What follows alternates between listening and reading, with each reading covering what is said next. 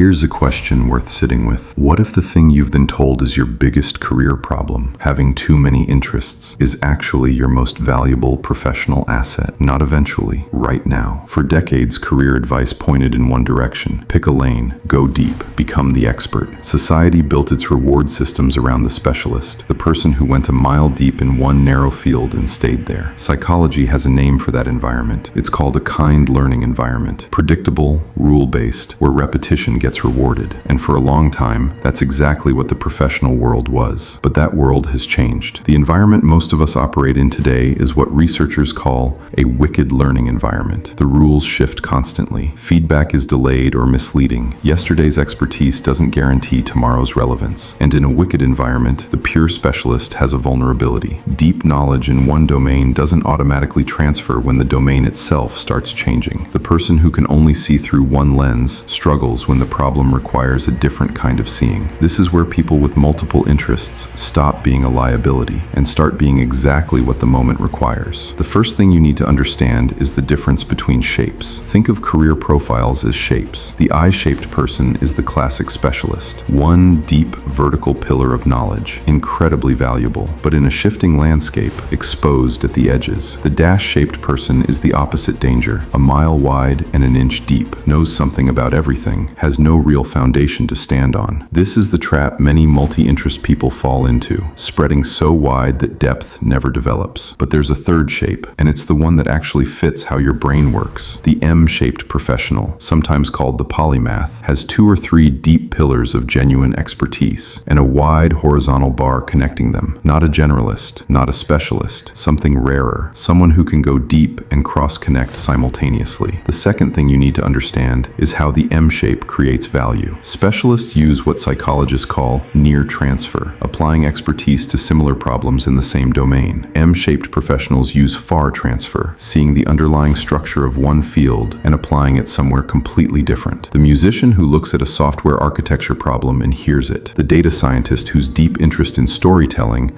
lets them translate complex findings into decisions a boardroom actually acts on. That combination, depth in more than one domain, with the ability to bridge between them, is genuinely rare. And in a wicked learning environment, rare combinations create disproportionate value. Now pause here for a second. Think about the interests you've collected over the years, the ones you've apologized for, the ones that seemed unrelated, the ones you set aside because they didn't fit a tidy career narrative. They weren't distractions, they were the library you'll draw from. The third thing you need is a strategy, not a single choice, a sequence. The biggest mistake multi-interest people make is trying to build all the pillars at once. That just recreates the dash shape, wide, shallow, unstable. The answer is serial mastery, one pillar at a time, a focused season, 6 to 18 months, where you go deep in one area until you reach genuine fluency, not world-class expertise, functional mastery, the point where you can solve most common problems without returning to the instruction manual. Then, deliberately, strategically, you move to the next pillar. This isn't quitting, this is graduating. The difference matters enormously. There's one more thing worth saying. Many of the most effective M-shaped professionals throughout history, Einstein is the obvious example, maintained a stable day job that didn't consume their entire cognitive capacity. Not as a fallback, as a strategy. A low-drain job preserves mental energy for the exploration your brain actually requires. Your day job doesn't have to be your identity. It can be your foundation. So here's what the research and the psychology and the shape of the current world are all pointing toward. You were never supposed to be one thing. The career that fits your brain isn't narrower than what you've been offered. It's more structured than what you've been attempting. Pick your first pillar. Build it with focus. Let the other interests wait. Not forever, just for this season. The M-shape isn't a compromise between your interests. It's the strategy that finally makes all of them count.